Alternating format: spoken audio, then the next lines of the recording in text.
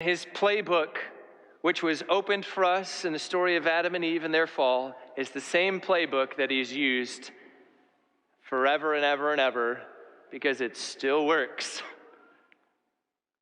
You see, he wanted them to believe that God was their adversary, and so the first thing that he does is he accuses. And who's the first person he accuses? Always? God. First person Satan always accuses is God. And this is exactly what happens in that story. He comes to Adam and Eve and he says, God really told you this. Did he really? I say to you, he's a liar. That's not true. He accuses God of being a liar. And then after himself accusing God of being a liar, he does the very thing that he's accused God of, which is he lies himself. He says, God has told you that this fruit will kill you, but I say to you, it won't. It will make you like God. It will make you wise like him.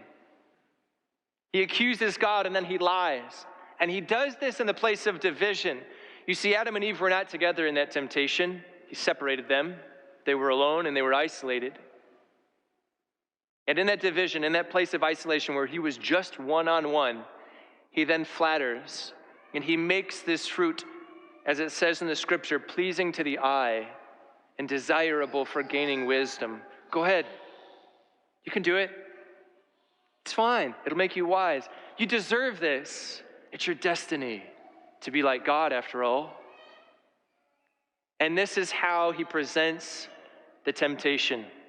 Take it. It's yours.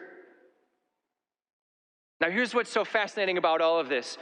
The beginning of Genesis chapter 3 says that the serpent, right, the poetic image for Satan, was the most cunning of all God's creatures. And in this moment of the human story, the only thing that Adam and Eve have ever known up to this point is nothing but the perfection of God, the perfection of creation, their goodness and perfection, the perfection of their relationship before God, utter peace, happiness, and joy. They have no idea that sin is even a thing, much less that it's even possible.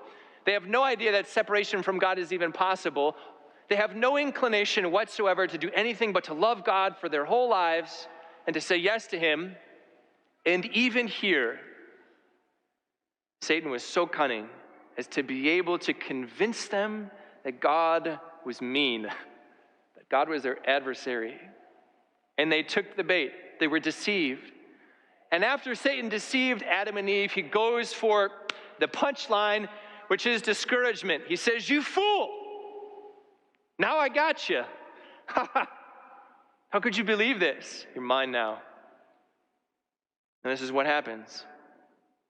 Scripture says that after Adam and Eve believed God was their adversary, after they tried to find happiness separate from life itself, their eyes were opened and they realized they were naked and they were ashamed.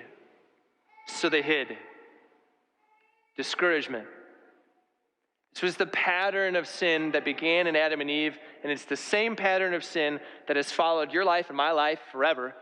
It's the same pattern of sin that you've ever committed, the same pattern of sin you and I are ever going to commit, because he has one playbook, because it works, because he's cunning, and we believe it, and it's tragic. And after using all of these tactics, he goes about trying to bring about his goal. And his goal, his end game for you and for me, Jesus himself unmasked. He did so in the very place of the Gospels where he calls himself the Good Shepherd, John chapter 10. And in the midst of John chapter 10, when Jesus calls himself the Good Shepherd, he calls Satan the thief. And he says, this is what the thief does. This is the goal. The thief comes only to steal and kill and destroy. Satan's been planning for a long time. Been waiting for a long time for you to come into the world, because the only thing he wants for you is to steal you if you let him. And after he steals you, he's going to kill you, literally. And then after he kills you, he's going to destroy you for all eternity. That's his goal. And it's horrific. I hate saying it. It's horrible. But it's the true account of reality. And we can't ignore it